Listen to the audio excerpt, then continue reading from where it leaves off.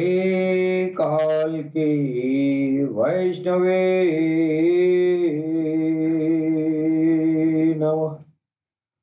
ओम श्री काल की वैष्णवे नमः। ओम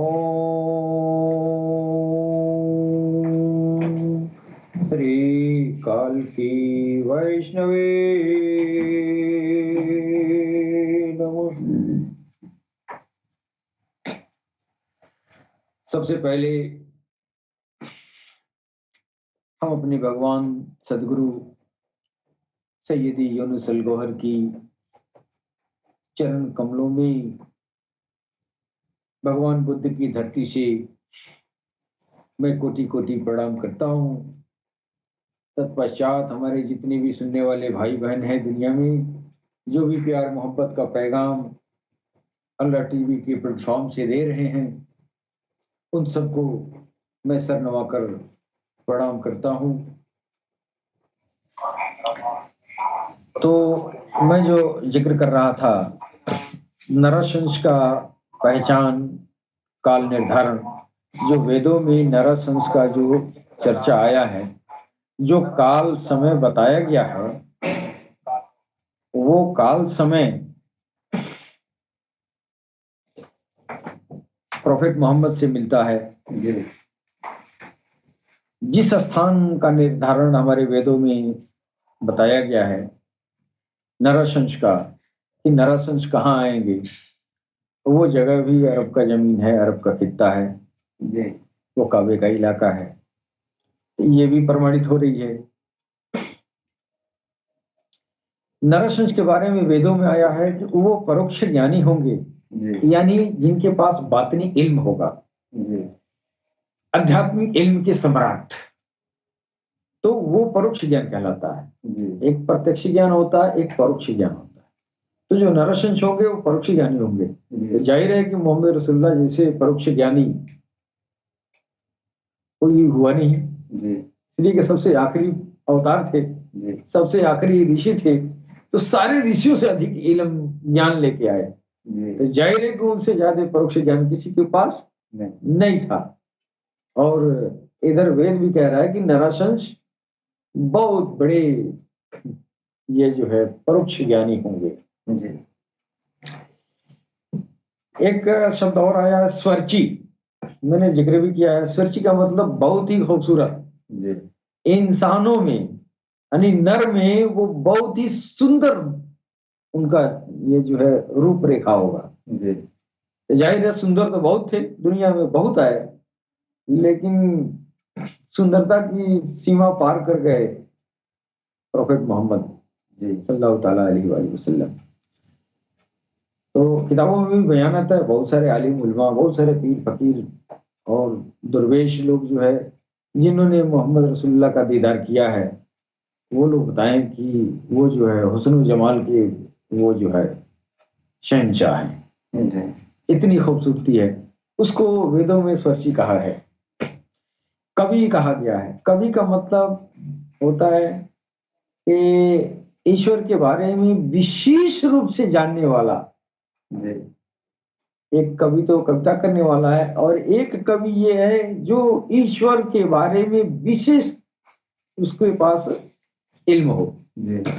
जाहिर है कि मोहम्मद रसूलुल्लाह आखिरी पैगंबर थे, आखिरी अवतार थे, और उनके जैसा कभी कोई नहीं हुआ। इसलिए कि जो ज्ञान का जो उनकी पराकाष्ठा थी वो बहुत ही ऊपर, सारे अवतारों से आगे।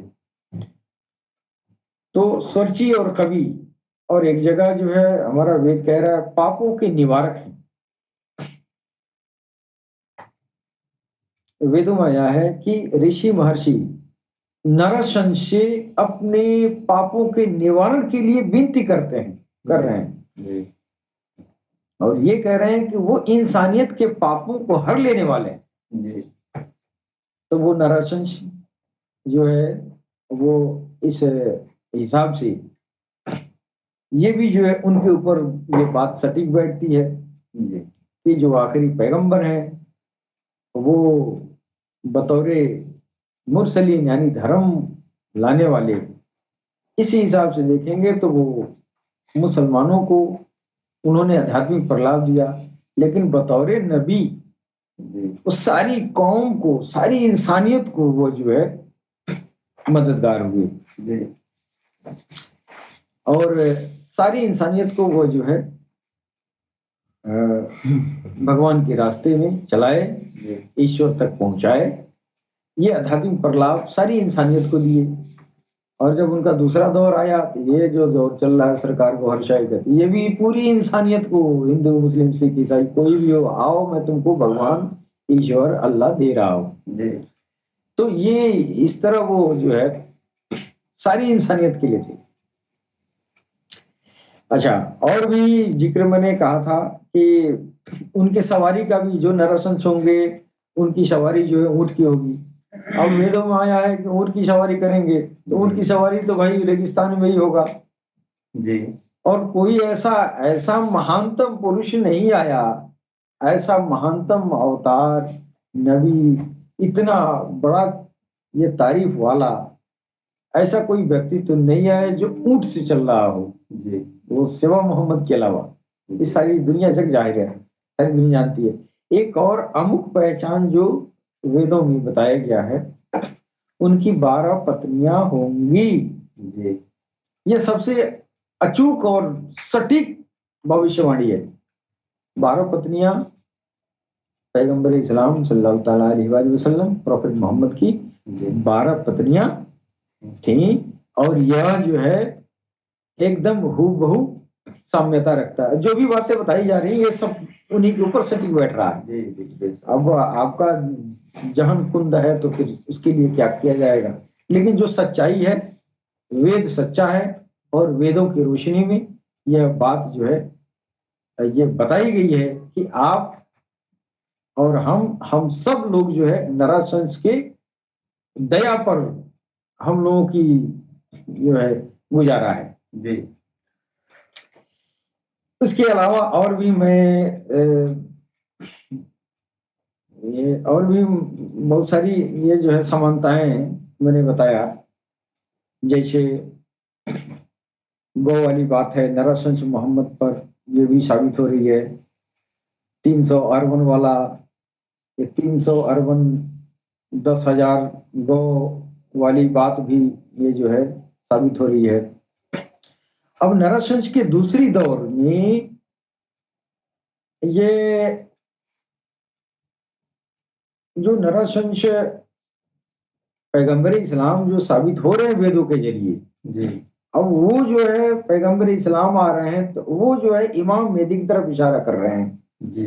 इधर अल्लाह कह रहा है कि आपका दूसरा दौर इस दौर से बेहतर होगा जी जी। तो अब नरसंस जो है तो एक ही जात, लेकिन दो जिस्म बनाना जरूरी है जी। इसलिए कि एक उस दौर के लिए था और वो एक इस दौर के लिए था। तो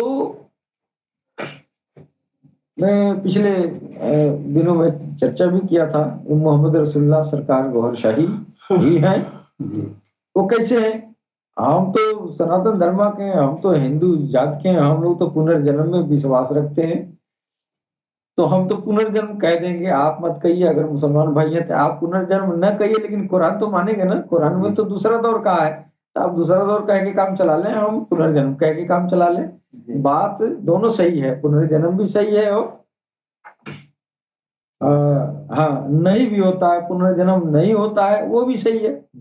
ये तो सरकार को वर्षा ही नहीं बताया है ना कि जिस्म के दो भाग हैं, एक भाग समावी आत्माओं का, एक आसमानी आत्माओं का। दोनों का मिलन होना जिंदगी है, विलय हो जाना दोनों का, दोनों जगह चले जाना मौत है जी।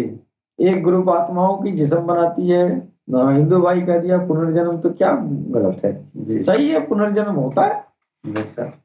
अब ये जो पुनर्जन्म में भाग लेने वाली जो आत्माएं थी मोहम्मद रसूलुल्लाह की, वो आत्माएं इनके लिए दूसरे दौर के लिए महफूज रखा गया था कि फिर जब इनको इस नराशंस को दूसरे दौर में जाना होगा तो इसी जिस्म का इस्तेमाल करेंगे जी, है कि नहीं जी? ऐसा अब ये जो है नराशंस का ये हाल है कि एक ही नराशंस जिसका वैदिक काल से जिसकी तलाश होती आ रही है, एक जगह मोहम्मद के रूप में गुजर गए, और दूसरी बार दूसरा दौर जो गुजरा, दूसरा जन्म अगर कह लें, हिंदू तो कह सकते हैं, कोई टेंशन नहीं है, लेकिन दूसरे जो जन्म है या दूसरा दौर है, इस दौर में सैयदना रियाज अहमद गौहर शाही के रूप में आप दिखाई दिए। जी, जो जो तर्जुमा, जो अर्थ, जो मतलब मोहम्मद का है वही मतलब नरसंस का है, वही मतलब रियाज का है। जी, लिहाजा ये तीनों नाम एक ही हस्ती का है। जी, तो जब इस दौर में आए,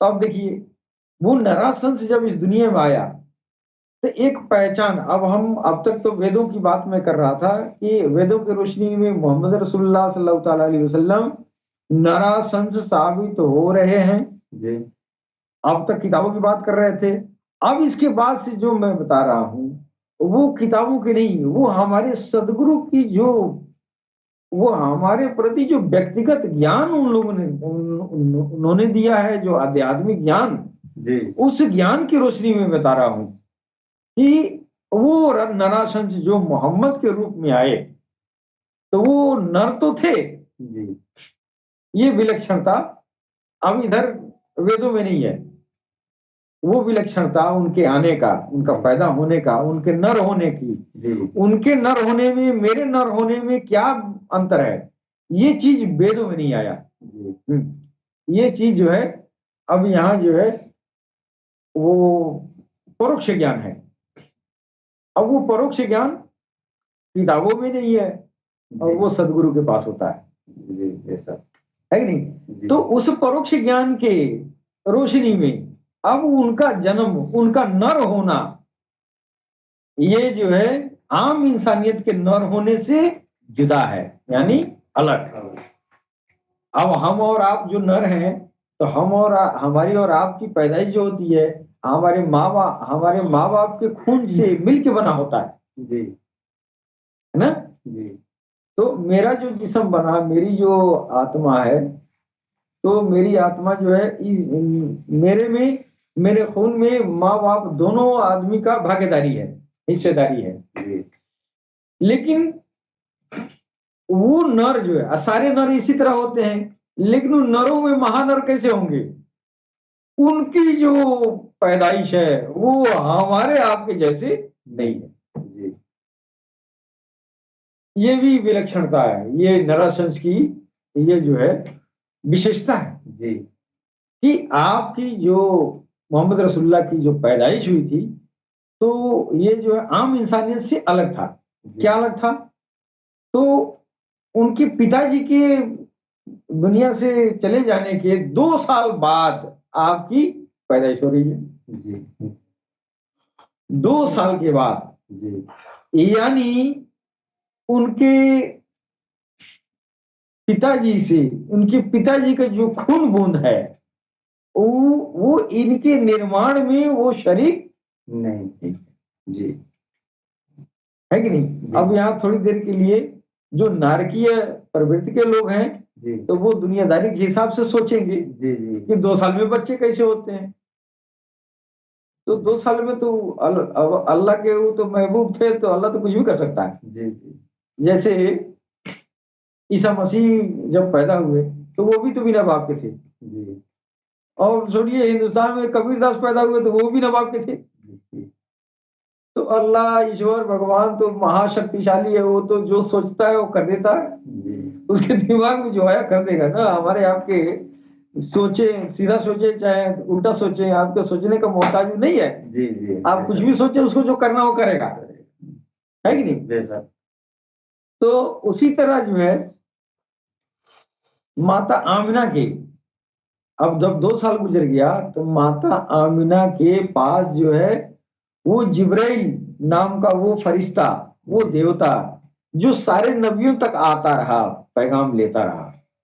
तो मोहम्मद रसूलुल्लाह पैगंबर इस्लाम नराशंस, वेदों के नराशंस के पहले दौर में जब आना हो रहा है, तो देखिए जिब्राइल जो है ईश्वर किस तरह का वह जो है काम कर रहा है। उस जिब्राइल नामक फरिश्ते को भेजा। जी किसके पास? माता आमिना के पास। और माता आमिना को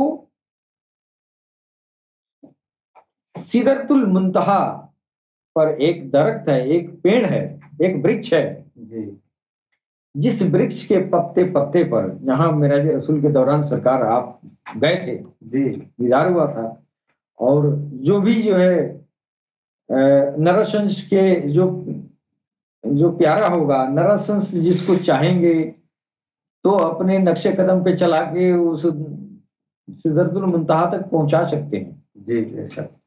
तो उनके अलावा भी उनकी सुन्नत को अपनाते हुए बहुत सारे लोग गए, जैसे हमारे सदगुरु सईदी जी हैं, आप भी जो है देख चुके हैं। तो आप भी जो है तो वो जो है उस दरख्त का, जो सिदरतुल मुंतहा पे एक ज्योतिर्मय एक वृक्ष है, जी वो ज्योतिर्मय वृक्ष की पत्तियां, वो जो है उन पत्तियों पर ईश्वर के बहुत सारे नाम जो है उस पर लिखे हुए हैं। जी वो नूरानी, वो ज्योतिर्मय, वो जो है ये जड़ तना और ये जो है फल फूल जो बीज होगा, वो इन पौधों से इतर चीज है। जी और वो ज्योतिर्मय वो जो है पेड़ है, ये उसी वो उस सिदरतुल मुंतहा के साधक जो है योग के जरिए या जो भी जो है बातनी रास्ता जो लोगों ने बताया है उस पर अमल करते हुए, और हुजूर पाक के बाद से भी बहुत लोग दर्शन किए उस पेड़ को।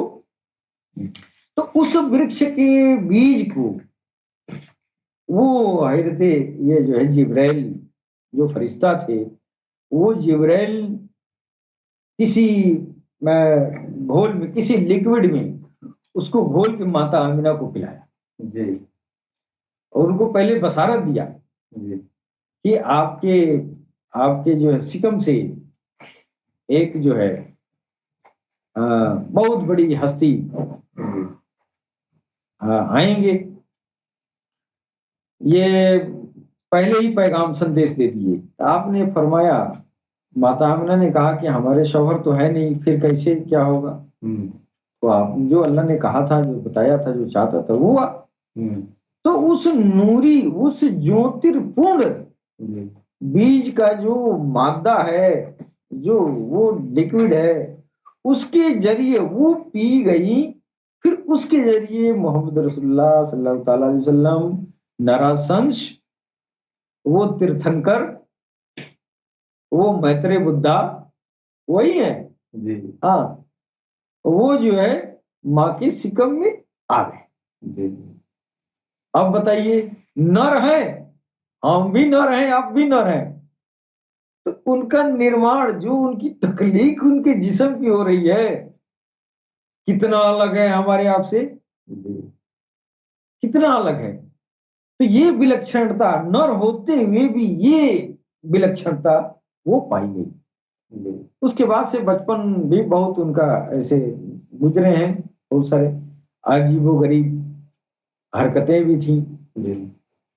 फिर जो है आपके पिताजी तो उनके पैदा होने के 2 साल पहले चले गए, फिर माँ भी उनकी चली गई, फिर दाई हलीमा जो है उनका पालन पोषण की, फिर जो है आगे का जीवन गुजरा। तो पहला दौर जो हुआ, भगवान ये जो है काल की अवतार, ये नराशंस, उदखिल समाबिल तीर्थंकर, वो पहला दौर मोहम्मद के रूप में है। जी जो दूसरा दौर आया, तो दूसरे दौर में भी उनकी पैदाइश की बात इसी तरह अनोखी है।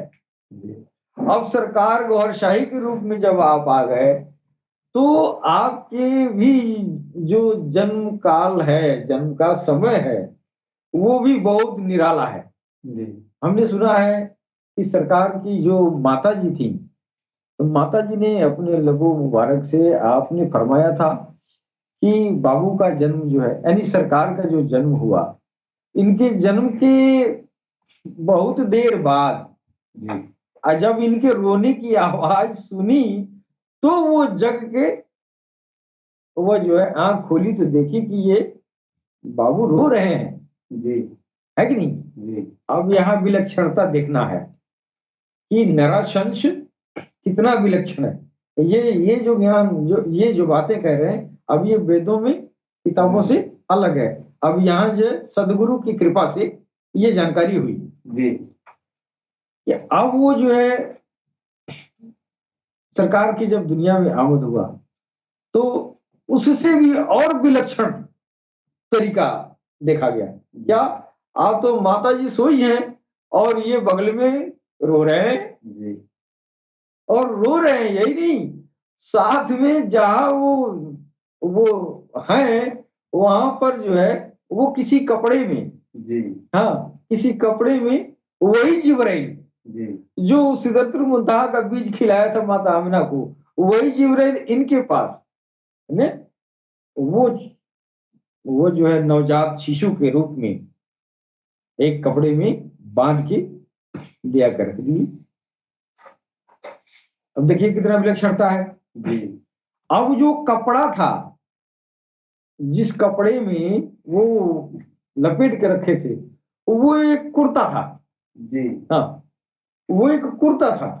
हमने सुना वो कुर्ता नरशंस का जो पहला दौर था ना, नरशंस ने हृदय अवैशकर्णी रजी अल्लाह ताला अन्हु को हजरत अली को दिया था कि ये ले जाओ और हजरत ये जो अवैशकर्मी रजी अल्लाह ताला अन्हु को ये मेरा जुब्बा दे दीजिए, ये मेरा कुर्ता दे दीजिए। वो कुर्ता उनका पैरहन था, जो भी था वो पैरहन जो हजरत अली रजी अल्लाह ताला अन्हु जो हजरत अवैशकर्मी को ले आके दिए, वो ही कुर्ता उसी कुर्ते में लपेट के जिब्राइल जो है सरकार गौहर शाही की माँ के गोद में रखा गया जी।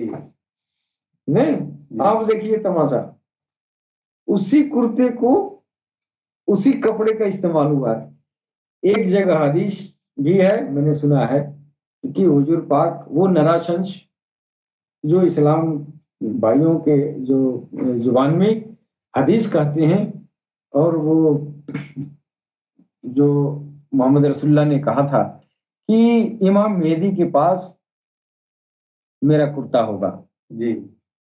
अब उस जमाने में तो बात कोई समझ नहीं पाया, ये वही कुर्ता है जी। कुर्ता उनका कैसे होगा, वे है तो कुर्ता उन्हीं का होगा, दूसरा किसका होगा जी, जी। इमाम मेहदी के पास मेरा कुर्ता होगा, तो कुर्ता वही है, जिसका कुर्ता है वही पहनता है, वही पहना, उसी के लिए रखा गया जी। है कि नहीं। तो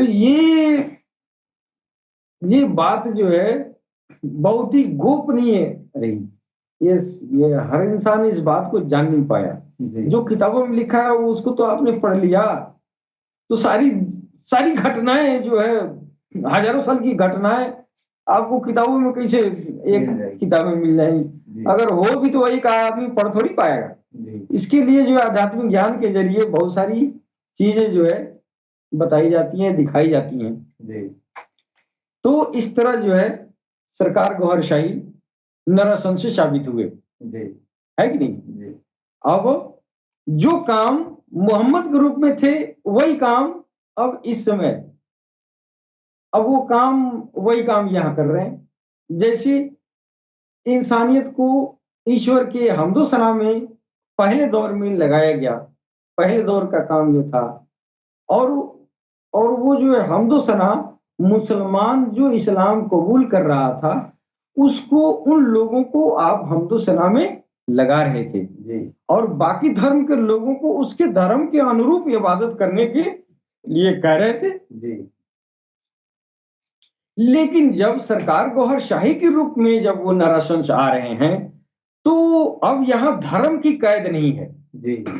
आप जिस भी धर्म में है उसी धर्म में रहिए, आप अपने धर्म के मुताबिक आपके ईश्वर का जो नाम है उस नाम के जरिए वो ही रास्ता चलेंगे जो कलमा पढ़ने वाला है जी। जैसे कलमा पढ़ के कोई अल्लाह तक पहुंच गया और इधर वही रास्ता जो है उधर अल्लाह अल्लाह कहते हुए गया, कलमा पढ़ लिया और उसका जो है उसके रब का नाम अल्लाह है जी।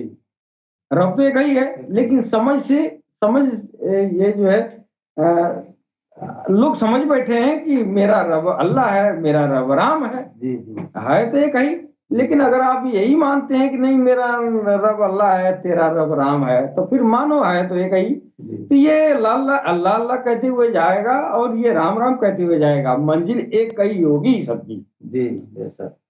अब यहाँ कह देनी है सरकार, नरसंस के जो दूसरी आमद है, इस आमद में आप जिस धर्म में उस धर्म में रहते हुए आप अपने दिल को भगवान के, अपने भगवान के, ईश्वर के नाम से आबाद करें। जी फिर उसके जरिए, ज्योति के जरिए आपके आध्यात्मिक रास्ता प्रशस्त होगा। एक न एक दिन आप भगवान से, आप भगवान के दर्शन तक पहुंच ही जाएंगे, जी भगवान के मिलन तक पहुंच ही जाएंगे। जी तो भगवान का, जो ईश्वर का, अल्लाह की मोहब्बत रसुल्लाह ने इंसानियत को अता किया। जी और ये जो है, जब दूसरा दौर आया तो उस काम से बढ़ के एक कदम आगे का जी काम जो है सरकार गौरशाही, यानी दूसरे नराशंस का दूसरा दौर में नराशंस क्या कर रहे हैं, सारी इंसानियत को हम दो सना में लगा रहे हैं, जिक्र फिक्र में लगा रहे हैं, संकीर्तन में लगा रहे हैं। जी और वहां मोहब्बत मिली थी, यहाँ रब का, ईश्वर का, राम का, अल्लाह का, भगवान का इश्क मिल रहा है। सर। इश्क का मकाम, वो प्यार मोहब्बत से बहुत आगे है। जी ये जो है जमीन पर कभी नहीं था, नरसंस के दूसरे दौर के पहले। जी भगवान का, ईश्वर का इश्क कभी किसी को नहीं मिला था।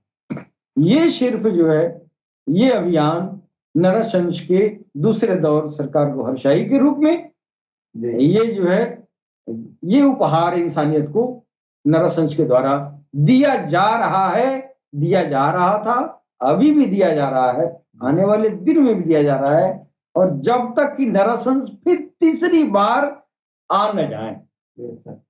जब आ जाएंगे तो फिर ये मौका जो है, ये बांटने वाला जो ये कार्यक्रम चल रहा है कि ये नाम ले लो भगवान का, या अल्लाह का, ईश्वर का, जी तो नराशंस आ जाएंगे तो अब ये काम खत्म हो चुका होगा और उस समय हुकूमत की बारी होगी। तो नराशंस वो हस्ती हैं जो दुनिया पर आखिरत में, आखिरी में इस पूरी दुनिया पर हुकूमत करके, तब जो है, जब आपकी हुकूमत आप कर लेंगे, उनकी मर्जी है, जब जितना दिन मन के उतना दिन करेंगे, जी फिर उसके बाद से ये दुनिया खत्म होगी। जी बिना नराशंस के दूसरे दौर, ये जो है वापस आने, जी यानी नराशंस का दो दौर खत्म, जी। तीसरा दौर चल रहा है। जी और वो तीसरा दौर वो होगा जो आ जाएंगे वापस। जैसे सरकार गौरशाही अदृश्य हैं, मरे नहीं है। जी हाँ, मरे नहीं है, मरने वाली जाति ही नहीं है, नहीं है कि नहीं? जी जैसे मोहम्मद रसूलुल्लाह के रूप में थे और गौरशाही के रूप में आ गए, फिर जब आएंगे रियाज अहमद गौरशाही के रूप में, तो जैसे वहां से यहाँ आ गए वैसे फिर आएंगे, जी है कि नहीं? इसलिए कि ये ईश्वर का, ईश्वर के तरफ से नरसंस के लिए इस जमीन पर खास प्रयोजन है। जी जी बहुत ही विशेष प्रयोजन से इस धरती पर उनका आमद हुआ। जी और आमद होने के हजारों साल पहले वेद लिखा, उस वेद में भी जो है ईश्वर ने, यह जो है, ये इस वाणी के जरिए ऋषि मुनियों के ऊपर यह बात उतरी जो वेदों में दर्ज है। जी तो इस समय नरसंस हमारे सरकार गौहरशाही हैं, ये साबित हो रहा है। जी जी अब हम ये भारतीय धर्म ग्रंथों के जरिए मैंने नरसंस को सिद्ध किया जी और अपने आध्यात्मिक जो भी ज्ञान हमारे भगवान सदगुरु ने दिया है, उसकी रोशनी में भी जो परोक्ष जो जानकारियां हैं नरसंस के बारे में, जो पैदाइश के मुतल्लिका, पैदाइश से संबंधित वो बातें मैंने शेयर किया है। तो ये विलक्षणता इन्हीं के लिए है, सबके लिए नहीं है। अब मैं आगे और भारतीय धार्मिक ग्रंथों के अनुसार नरसंस को हम लोग जो है सिद्ध करने का प्रयास करेंगे, जी जी ठीक है नहीं। और भारतीय धार्मिक ग्रंथ, अब तक धार्मिक अपने भारतीय धर्म ग्रंथों के जरिए मैंने किया, अभी तक की जिक्र मैंने किया है, लेकिन अब जो हिंदुस्तान से बाहर जो ग्रंथ हैं, जी जो हिंदुस्तान के ग्रंथ नहीं है, यहाँ पे नहीं लिखे गए, उन ग्रंथों में भी नरसंस का जिक्र आया है। अब कहाँ कैसे है, आप जो है इसको थोड़ा सा ध्यान देने की जरूरत है। बात बहुत ही इंपॉर्टेंट बात है, जो आजकल में जो नरसंस के ये इस टॉपिक से जो मैं चर्चा कर रहा हूं, जी तो भारतीय धार्मिक ग्रंथों के अनुसार पहले के 3 अध्यायों में वेदों के अनुसार नरसंस स्वरूप को प्रतिपादित किया गया। अब भारतीय धार्मिक ग्रंथों के अनुसार जिस ऋषि की ओर संकेत दिया गया है, उसका स्वरूप आपकी सेवा में पुनः प्रस्तुत किया जा रहा है। जी मूसा की 5वीं पुस्तक के अनुसार मूसा के ऊपर अवतरित मूसा हजरत मूसा कलीमुल्लाह जो एक पैगंबर थे, जी आपके ऊपर भी किताब उतरी थी, वो व्यवस्था विवरण नाम की किताब थी।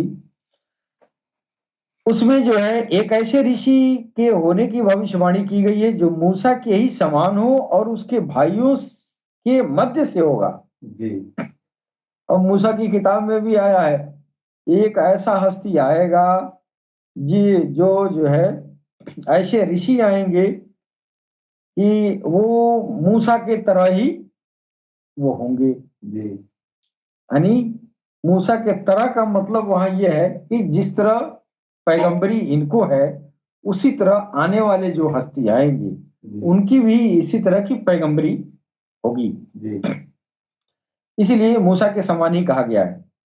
और उसके भाइयों के मध्य से हो, जो मूसा के ही समान हो और उसके भाइयों के मध्य से हो, उन्हीं के भाई यानी पैगंबरी सिलसिले में वह जो है उनके भाई के मुताबिक है। जी जी उस ऋषि के मुख में ईश्वरीय वचन के प्रवेश की बात होने के अतिरिक्त ईश्वरीय आदेश को प्रसारित करने की बात का प्रतिष्ठापन भी मूसा की पुस्तक में हुआ है। जी हजरत मूसा कलीमुल्लाह की जो पुस्तक थी व्यवस्था विवरण, जी अब वो उर्दू अरबी में तमाम सारे नाम होंगे, लेकिन हमारे ये जो शुद्ध हिंदी में वह जो है और उसका जो है रूपांतरण किया गया है, तो वो व्यवस्था विवरण नाम की वो ग्रंथ है।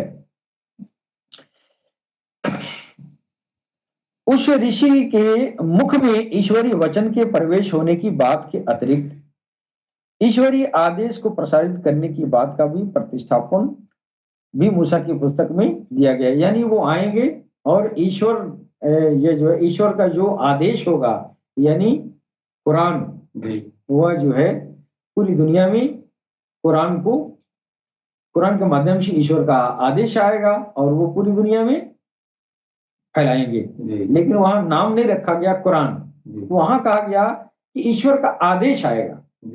हाँ, और उस उनके मुख से ईश्वरीय वचन के प्रवेश की बात होने के अतिरिक्त, यानी उनके मुख से ईश्वरीय बात प्रवेश होगी, यानी वो जो है इंसानियत के दिलों में ईश्वर का नाम प्रतिस्थापित करेंगे।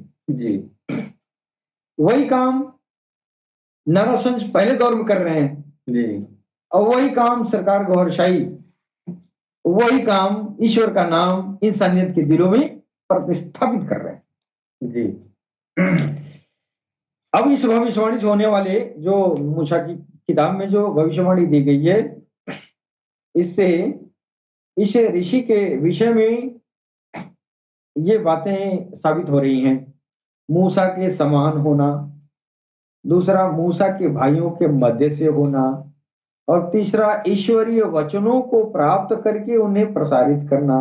अब ये तीनों बातें मोहम्मद रसूलुल्लाह पर सटीक बैठती हैं। ईश्वरीय वचनों को, वो कुरान जो था उनके दिल पे उतरा, उस दिल पर से पूरी दुनिया को प्रसारित किए। जो यह काम पहले से शनाख्त किया गया है व्यवस्था विवरण नामक मूसा की किताब में। मूसा के भाइयों के मध्य से होंगे।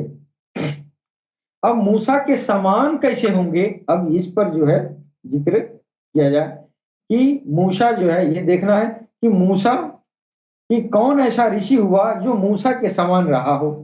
कुछ ईसाइयों के अनुसार उपर्युक्त भविष्यवाणी ईसा मसीह के लिए हुई थी, परंतु इस मत को स्वीकृत करने में अधोलिखित बाधाएं हैं। जैसे जो भविष्यवाणी हुआ था कि वो जो अंतिम ऋषि आएंगे, आखिरी जो नरवंश आएंगे, वो जो है मूसा के समान होंगे। तो लोगों ने इस बात से ये अर्थ लगाया कि उनके बाद जो आए ऋषि वो ईसा मसीह थे।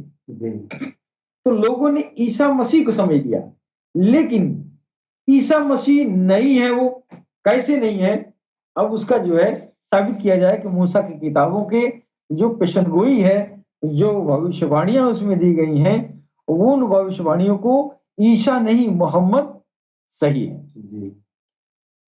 तो मूसा ने धर्म के प्रचार में व्याघात करने वाले मिस्र सम्राट फिरौन के पक्ष में एक मनुष्य को मार डाला था।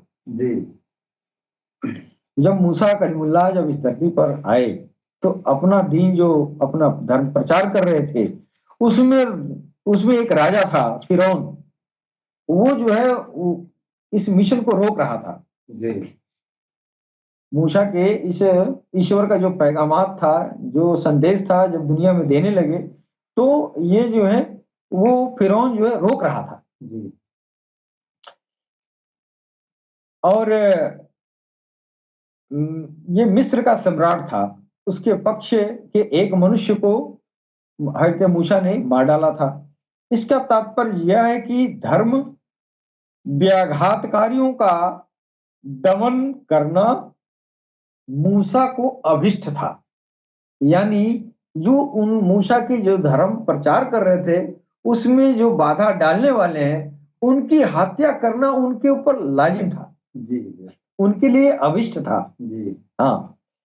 अब वो जिस ऋषि की बात की जा रही है, उस ऋषि को अगर अगर ईसा माना जाए कि वो ईसा है, तो फिर ईसा के बारे में मूसा से कैसे अलग हो रहे हैं। ईसा ने किसी भी विरोधी का दमन नहीं किया, इधर मूसा जो है दमन कर रहे हैं। अब उनके समान कब होंगे, जब ईसा भी दमन नहीं करेंगे, दमन करेंगे।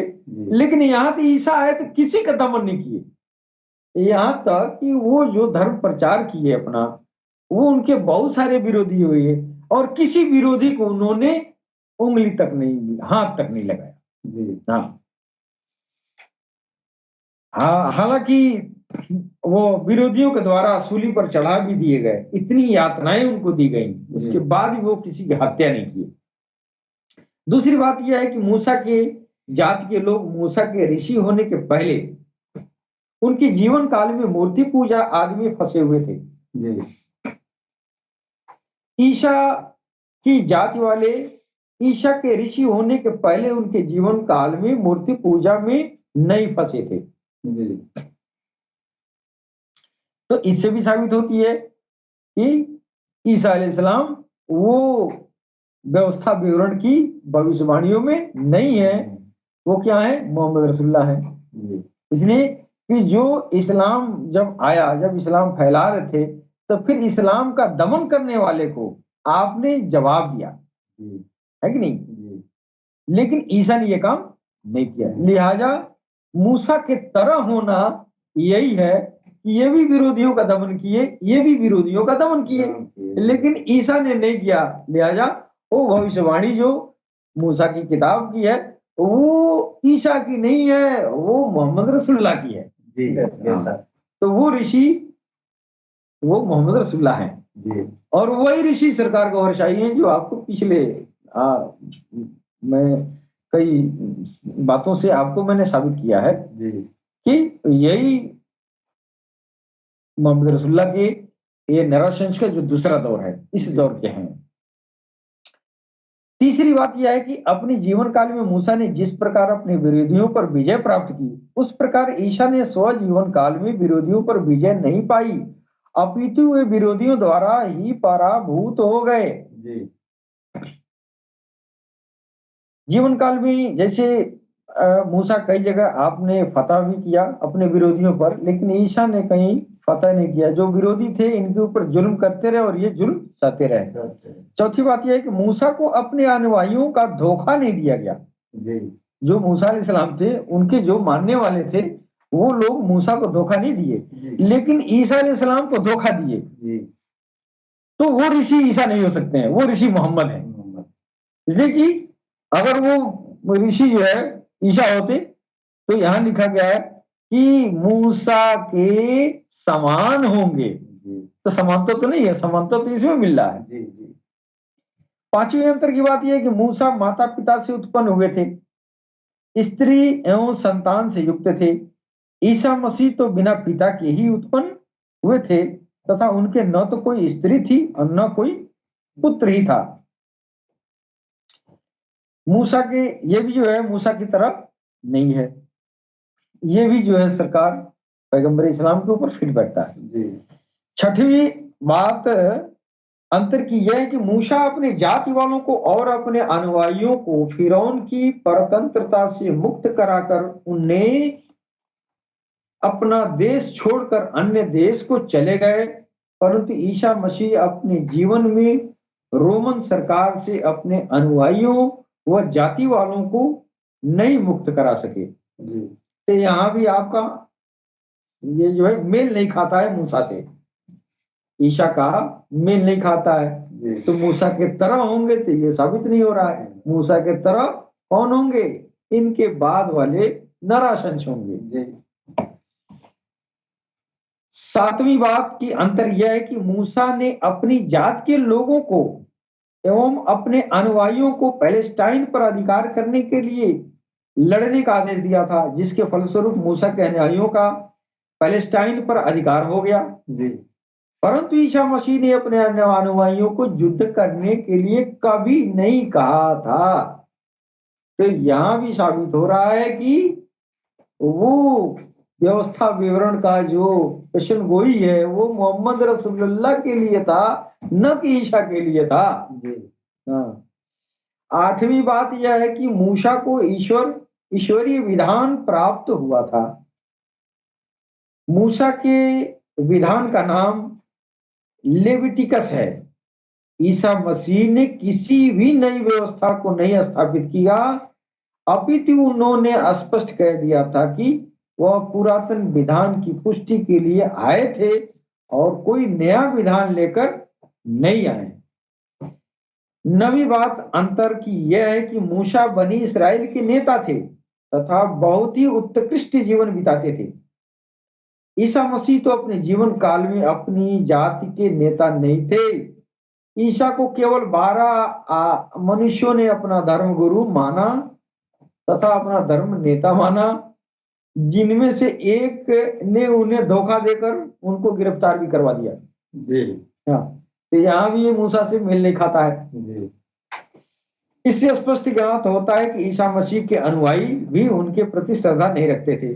10वीं बात का अंतर यह है कि मूसा दीर्घायु में मरे थे, जी दीर्घायु मरे थे। ईसा मसीह तो अल्पायु में ही मर गए, जी बहुत छोटी आयु में आप उठा लिए गए। और उनका जो है एक जिस्म का एक जो है नाभि आत्मा का एक स्वरूप सूली पे चढ़ा दिया गया, जी अत्यंत यातना के सह के। तब आपको जो है इस दुनिया को, जब ईश्वर ने देखा कि हमारे इस प्रिय को दुनिया वाले नहीं छोड़ रहे हैं, तो ईसा मसीह को आप जो है आसमान में उठा लिए। जी आज भी आलमी बाला में आप तैर में है। 11वीं बात यह है कि मूसा की मृत्यु के बाद उनसे पूर्व आदिष्ट खलीफा ने पैलेस्टाइन और सीरिया पर विजय प्राप्त की थी, परंतु ईसा मसीह के विषय में ऐसी कोई बात नहीं है। इस प्रकार ईसा मसीह उस ऋषि के पद पर खरे नहीं उतरते हैं जिसके लिए मूसा की ने भविष्यवाणी की थी, मूसा की व्यवस्था विवरण में आई थी। जी ईसा मसीह मूसा के समान नहीं थे, यह बात उपयुक्त 11 तर्कों से स्पष्ट हो चुका है। जी जी अब देखना है कि क्या मोहम्मद साहब मूसा के समान थे। धर्म प्रसार में विघ्न उपस्थित करने वालों का दमन करने में मोहम्मद साहब मूसा के समान ही थे। जैसे धर्म प्रचार में ये जो है मूसा ने दमन किया फिरौन को, उसी तरह यहाँ जो है मोहम्मद रसूलुल्लाह भी आए, तो ये भी कुफारे मक्का का भी मक्का वालों का कुफारे मक्का वालों का भी दमन किया। जी जी तो ये इस हिसाब से मूसा के समान हो गए। जी तो मूसा की किताब यहाँ उसकी पेशन गोई जो है यहाँ साबित हो रही है। दूसरी क्षमता यह थी कि मोहम्मद साहब के जन्म लेने के पहले उनके देश के लोग मूर्ति पूजा में बहुत ही बुरी तरह उसी प्रकार फंसे थे जिस प्रकार मूसा के जन्म लेने के पहले मूर्ति पूजा का आधिपत्य था। अब यहाँ भी एक सा हो रहा है, मूसा की तरह इनका भी जीवन काल हो रहा है कि इनका भी मोहम्मद रसूलुल्लाह के आने के पहले भी लोग मूर्तियां पूजते थे, पत्थर पूजते थे। जी उसी तरह मूसा के भी दौर में जो है लोग जो है मूर्तियां पूजते थे, पत्थर पूजते थे, आग पूजते थे। तो जिस प्रकार मूसा के जन्म लेने से पहले मूर्ति पूजा का आधिपत्य था, समता की तीसरी बात यह है कि जिस प्रकार मूसा ने अपने विरोधियों पर विजय प्राप्त की, उसी प्रकार मोहम्मद साहब ने भी अपने विरोधियों पर विजय प्राप्त कर लिया। समता की चौथी बात यह है कि माने समानता की चौथी बात यह है कि जिस प्रकार मूसा को अनुयायियों द्वारा धोखा नहीं दिया गया, उसी प्रकार मोहम्मद साहब को भी उनके अनुयायियों द्वारा धोखा नहीं दिया गया। इधर ईसा को धोखा दिया गया, उन्हीं को मानने वाला भी जो है 11 में से एक जो है धोखा दे दिया, और वो 10 जो है वो हवारी लोग थे जो 300 साल तक जिंदा रहे पहाड़ों के कोह में। जी अब समता की पांचवी बात यह है कि जिस प्रकार मूसा अपने माता पिता से उत्पन्न हुए थे और संतान तथा स्त्री से युक्त थे, उसी प्रकार मोहम्मद साहब भी अपने माता पिता से उत्पन्न हुए थे। अब ये जाहिरी में तो पता चल जाए, जाहिरी में तो कहा जा सकता है कि मोहम्मद रसूलुल्लाह के माता का नाम आमिना था, बाप का नाम अब्दुल्ला था। जी तो उसी तरह जो है इनके भी माता पिता थे। बातिन में बात दूसरी है। अब वो बातिनी इल्म हर किसी के पास तो है नहीं, लेकिन आम जनमानस आम इंसानियत यही जानती है कि माँ बाप से बच्चे पैदा होते हैं, यही होता भी है। लेकिन नरसंस के लिए विलक्षणता अलग है, नरसंस की व्यवस्था अलग है। मेरी तरह नर तो है लेकिन मेरी तरह नहीं है, इसलिए उनका दुनिया में आने का तौर तरीका ईश्वर ने अलग से अलग रखा कि हम ये भूल के भी नहीं समझ बैठे कि हम रसूलुल्लाह जैसे हैं। जी जी कभी ऐसा ध्यान में भी नहीं आए। इसलिए उन लोगों का जो विलादत, उनकी आमद वो जो है दुनिया से अलग रखा। जी तो जिस प्रकार माता पिता से उत्पन्न हुए, उसी प्रकार ये भी उत्पन्न हुए। मोहम्मद साहब ईसा मसीह की तरह कुंवारी गर्भ से नहीं उत्पन्न हुए थे। मोहम्मद रसूलुल्लाह साहब के पास मूसा की तरह पत्नी व संतान थी। ईसा मसीह की तरह मोहम्मद साहब विवाह के बंधन से मुक्त नहीं थी। ईसा मसीह शादी भी नहीं किए थे। ईसा मसीह शादी नहीं की थी उम्र पर। जी तो इस मामले में भी आप मूसा के समान नहीं हो सकते। अब समानता की छठवीं बात यह है कि जिस प्रकार मूसा ने अपने जाति वालों और अनुयायियों को फिरौन के कारागार से मुक्त किया था, उसी प्रकार मोहम्मद साहब ने भी अपने जाति वालों को और अपने अनुयायियों को विपक्षियों के पंजे से मुक्त कराया था। जी समता की सातवीं बात यह है कि जिस प्रकार मूसा की आज्ञा से उनके अनुयायियों ने उनकी मृत्यु के बाद पैलेस्टाइन और सीरिया को मूसा के खलीफा के निर्देशन में विजय किया, फतह कराया, जी यानी उसी प्रकार मोहम्मद रसूलुल्लाह की आज्ञा से पैलेस्टाइन और सीरिया को उनके अनुयायियों ने खलीफा उमर के निर्देशन में भी फतह किया था। यहां भी समानता आ रही है। आठवीं समानता की बात यह है कि जिस प्रकार मूसा को ईश्वरीय विधान प्राप्त हुआ था, उसी प्रकार मोहम्मद रसूलुल्लाह को भी एक नई व्यवस्था प्राप्त हुई थी। यानी मुरसलीन वो भी होंगे, मुरसलीन ये भी होंगे। इस हिसाब से वो जो मूसा के समान होंगे। वो व्यवस्था विवरण जो ग्रंथ है, उस ग्रंथ के मुताबिक समानता मोहम्मद रसूलुल्लाह से हुई है।